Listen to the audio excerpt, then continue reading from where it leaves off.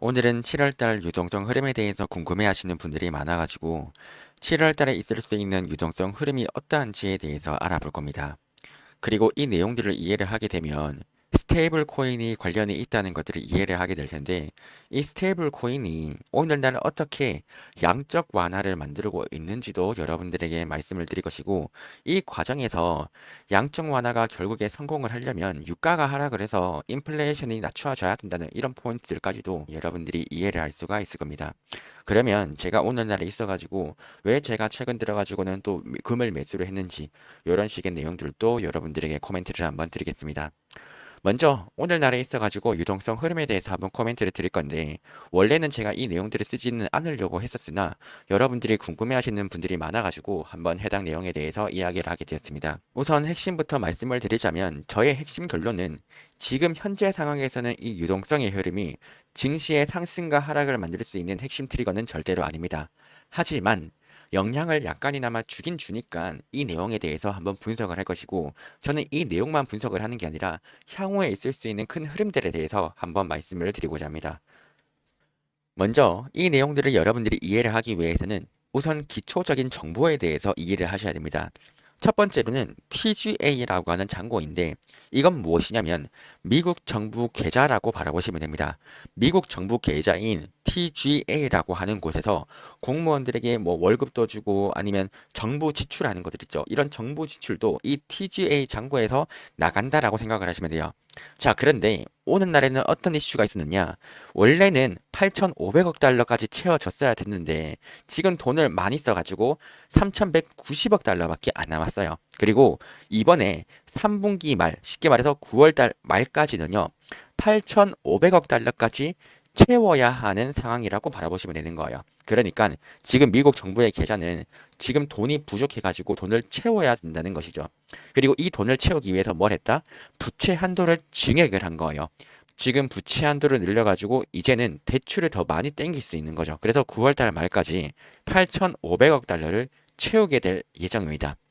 두 번째로는 지금 당장 9월달 말까지 8,500억 달러를 채운다고 해서 뭐 7월달에 바로 채우는 게 아니에요. 9월 말까지 8,500억이라고 했잖아요. 그래서 7월달에는 얼마 정도까지만 채우느냐? 단기 채권 위주로 발행을 해서 7월달에는 1,500억 달러 정도를 발행을 하는 거예요. 이해가 되시죠? 다시 한 번 더 요약을 하자면, 지금 7월 달에 발행하는 채권의 규모는 단기 채권을 중심으로 해서 1,500달러를 발행을 한다라고 생각을 하시면 돼요. 자, 그러면 이제부터 우리가 정리를 해야 되는 게 뭐냐면, 야, 7월 달에 1,500억 달러라고 하는 단기 채권을 발행을 한다면서, 그러면 1,500억 달러면 엄청나게 큰 돈이에요. 요거 누가 돈을 빌려줄 거냐라는 거죠.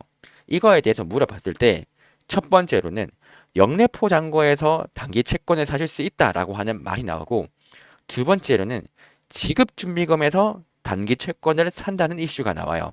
자, 그러면 영래포장고가 뭐고 지급준비금이 뭔지를, 이 1,500억 달러라고 하는 이 단기 채권을 사주는 사람이 영래포장고와 지급준비금이 있다면서요. 이 두 가지가 뭔지를 알아야 된다는 거예요. 영래포장고란 무엇이냐? 아주 간단해요. 여러분들이 은행이라고 치죠. 여러분들이 돈이 아주 많은 사람이에요.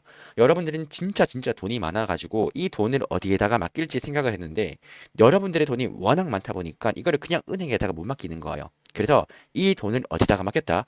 중앙은행에다가 돈을 맡겨주고, 중앙은행에다가 돈을 맡기면 중앙은행이 이자를 줘요. 그래서 여러분들은 지금까지 이 중앙은행에다가 안 쓰는 돈들을 맡겨놨다는 거죠. 자, 근데 여기서 특징이 있다면요. 중앙은행은 돈을 맡아두게 되면 이 돈을 안 써요. 이해되시죠? 중앙은행에게 돈을 맡겨두면요, 중앙은행은 이 맡겨둔 돈에 대해서 아무 곳에서 유통을 안 한단 말이에요. 근데 이제 이런 거죠. 여러분들이 중앙은행에다가 안 맡겨두고 다른 뭐 민간한테 돈을 빌려주는 거예요. 그러면 그 민간은 어떻게 하죠? 돈 받은 걸 바탕으로 해가지고 소비도 하고 그럴 거잖아요. 이렇듯 중앙은행에다가 돈을 맡기면 시중에 유통이 아예 안 되는데, 만약에 중앙은행이 아니라 다른 시중의 은행들이나 아니면 다른 회사들이나 아니면 다른 민간들에게 돈을 빌려준다고 해봐요. 그러면 그 돈은 민간에서 유통이 되면 실제로 뭔가 소비도 하고 투자도 하고 하면서 유동성이 공급이 되겠죠. 근데 이 영래포 잔고라고 하는 건 뭐다? 중앙은행에다가 맡겨두는 거기 때문에 여기에다가 돈을 맡겨두면 유동성 공급이 안 된다라고 생각을 하시면 된다는 거예요.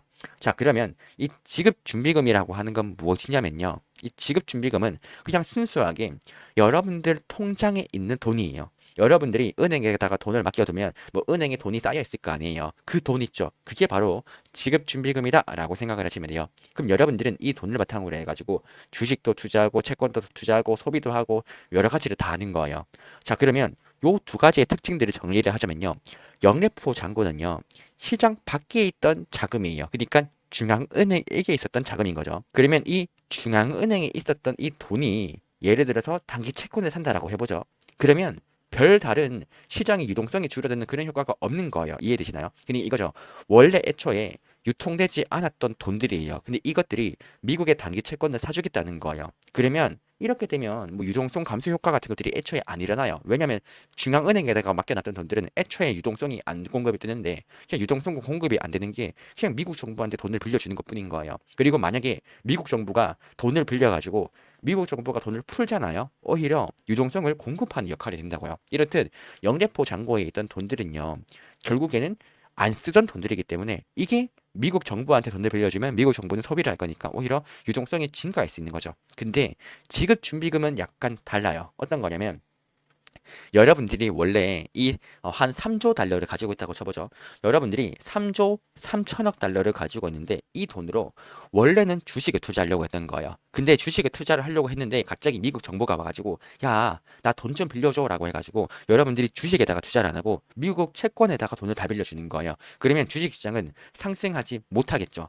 그런 느낌이랑 그런 느낌이랑 비슷한 거예요. 이 지급준비금은 여러분들이 가지고 있는 현금인데 원래 이 돈이 주식에다가 투자를 하려고 했었던 돈인데 이게 채권 시장으로 흘러가는 거죠. 그러면 이거 조금 영향력이 있다라고 바라볼 수 있고 특히나 지금 바라보면 3조 3천억 달러라고 하는 이 돈이 있는 거예요. 여기에서 1,500억 달러 정도는 미국 채권으로서 돈이 쏠릴 수가 있다는 거예요. 자, 그러면 여기서 중요한 포인트가 있어요. 이번에 7월 달에 1,500억 달러 정도가 발행이 돼요. 그런데 지금 영래포 잔고를 바라보면 지금 한 1,800억 정도가 있거든요. 지금 돈이 거의 없는 거예요. 자, 그러면 이 돈들이 지금 무조건 막 이 단기 채권 사는 데다가 돈이 흘러갈 것이냐? 그렇지 않다고요. 그러면 이 1,500억 달러를 사줄 수 있는 사람들은 누구냐 한다면 이 지급준비금 있죠. 여기에서 단기 채권을 사줄 가능성들이 높다는 겁니다. 자, 그러면 한번 물어보죠. 지금 지급준비금은요. 3조 2천억 달러가 있습니다. 여기에서 이 3조 2천억 달러가 3조까지 떨어진다고 해봐요. 그래도 풍부한 거예요. 이해되시죠? 자, 지금 1,500억 달러를 지급준비금에서 다 산다고 해보죠. 그러면 3조 2천억 달러에서 1,500억 달러가 줄어들어도 3조 달러 이상인 거예요. 그러면 이거는 여전히 풍부한 지급준비금이라고요. 적당한 지급준비금은 2.7조에서 3조 달러 사이인 거고 부족하다라고 느낄 수 있는 부분들은 2.7조 달러 미만인 거예요. 그래서 여러분들이 느끼시기에 이번에 부채한도 협상 때문에 증시가 조정을 주겠다라고 한다면 어느 정도의 유동성 감소가 일어나야 되냐면 부족한 지급준비금 감소 수준까지 급격하게 지급준비금이 줄어들어야 된다는 겁니다. 근데 이게 나타나고 있느냐라고 한다면 그렇지 않다는 거죠. 지금은 부채한도 협상을 하더라도 풍부한 지급준비금에 도달했을 가능성들이 비교적 높기 때문에 지금의 상태라고 했을 때 유동성 리스크 때문에 증시가 크게 하락을 한다. 오히려 유동성 리스크가 아니라 여러분들이 모르는 다른 이슈 때문에 하락했을 가능성들이 높다는 거예요. 그러니까 유동성 리스크가 아니라 경기나 물가나 관세나 이런 이슈 때문에 하락했을 가능성들이 높다는 거죠. 유동성 리스크라고 보기에는 어렵다는 거예요. 자, 그러면 이런 식의 상태에서 우리가 조금 더 깊게 나가 보자는 거죠. 지금까지 저는요, 여러분들에게 영래포장고와 지급준비금 쪽에서 단기 채권을 산다라고 말을 했었습니다. 그런데 오는 날에 있어가지고 또 새롭게 매수를 할 수 있는 주체들이 생겨나고 있는데 그게 바로 스테이블 코인이 있어요. 이 스테이블 코인 쪽도 새로운 채권의 매수 주체가 될 수 있는데 이게 조금 독특한 구조를 가지고 있어요. 다른 유튜버들에서는 이 스테이블 코인 구조가 그냥 재정적 달 때문에 이 스테이블 코인을 키우고 있다 이렇게 얘기를 하는데 요거 중요하게 체크를 해야 되는 게 지금 향후에 2030년까지 간다라고 했을 때 스테이블 코인의 규모가 막 2조 달러를 넘는다라고 하는 전망치들이 아주 많아요. 자, 그러면 잘 생각을 해보죠. 스테이블 코인의 규모가 2조 달러가 넘어가면요. 이 스테이블 코인의 회사들은 단기 채권을 2조 달러를 매수를 해야 돼요. 근데 왜냐하면 이 스테이블 코인은 1대1로 코인 하나랑 달러 하나랑 바꿔주는 거잖아요. 그래서 이 조건들을 충족하기 위해서는 이 코인 회사들이 단기 채권을 사줘야 된다고요. 자, 그런데 문제가 있는 게 뭐냐면요. 앞으로 단기 채권은요, 연간 순 발행 규모예요. 순 발행 규모. 이 순 발행 규모가 3천억 달러 수준이에요. 근데 지금 스테이블 코인의 규모가 커진다라고 한다면 이 3천억 달러보다 훨씬 더 많이 커지게 된다는 거예요. 자, 그럼 잘 생각을 해봐요. 이게 어떤 걸 의미를 하냐면요. 이런 거예요. 단기 채권은 시장에 3천억 달러 정도가 발행이 된다라고 해보죠. 근데 코인은요, 한 1조 달러가 단기 채권을 사고 싶어 하는 거예요. 그러니까 이거요. 어떤 느낌이냐면 단기 채권의 공급은 3천억 달러가 공급이 되는데 이것보다 수요가 더 크다면 어떻게 될까요? 단기 채권은 3천억 달러밖에 없는데 수요가 한 1조 달러다. 그러면 수요가 워낙 많다 보니까 야, 그 단기 채권 이자 4%짜리였다고? 그거 내가 이자 2%에 살게 이렇게 된다는 거예요. 그러면 이 과정에서 단기 채권 금리가 강제로 내려가는 상황들이 발생을 할 수가 있는데 이 시그널이 나타난다면 중앙은행 입장에서는 어떻게 대응을 해야겠습니까, 여러분? 중앙은행은 단기 정책 금리를 조절을 함으로써 장기 금리를 움직이는 역할을 해요. 근데 지금 채권의 수급들 때문에 단기 금리가 강제로 내려가고 있는 게 보이죠. 그러면 중앙은행 쪽에서는요, 이 단기 금리가 과도하게 내려가는 걸 막기 위해서 뭘 하느냐? 자기들이 보유하고 있던 단기 채권을 매도를 합니다. 그러면 이 단기 채권을 매도를 하면 중앙은행은 현금이 생기겠죠. 이 돈으로 뭘 하느냐? 장기 채권을 매수를 하게 되는 거예요. 이거를 역 오퍼레이션 트위스트라고 하는 전문 용어가 있는데 이런 것들 때려치우고 지금 이해가 되잖아요. 그냥 아, 지금 만약에 단기 채권의 공급보다 수요가 더 크다면 단기 금리가 강제로 내려가겠네? 그러면 이 단기 채권 중앙은행 입장에서는 이 단기 금리가 과도하게 내려가는 걸 방어하기 위해서 자기가 보유하고 있었던 이 단기 채권을 매도를 하고 이걸로 장기 채권을 살려고 하겠죠. 그러면 어떻게 되느냐? 지금 미국 재무부를 바라보게 되면 단기 채권의 규모가 워낙에 많았어요.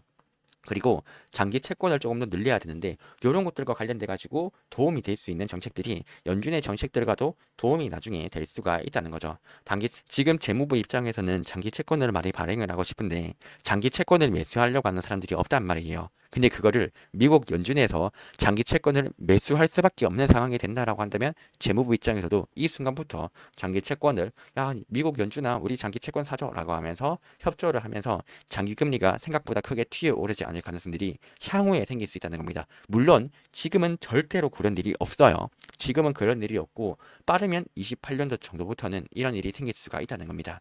자, 그러면 여기서 중요한 포인트가 뭐냐? 미국 연준이 장기 채권을 매수를 한다라고 했었죠. 요거는 장기 금리의 하락을 의미를 하고요.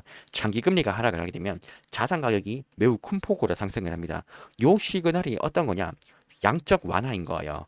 스테이블 코인의 규모가 커지게 되잖아요. 그러면 이 단기 채권에 있었는 이 이슈 때문에 역오퍼레이션 트위스트가 발생을 하게 되고 이게 사실상 유사 양적 완화 흐름으로 연결이 되게 되는 거라고요. 그래서 이 시나리오가 발생을 하게 되면 장기 금리가 하락해서 또 자산 가격도 크게 큰 폭으로 상승하니까 여기에서 인플레이션이 크게 상승을 할 수가 있고요. 그래서 이 인플레이션을 안정화시키는 게 무엇보다 중요한 핵심 포인트가 되기 때문에 지금 미국 트럼프 입장에서는 원유를 크게 증산해야 되는 거예요.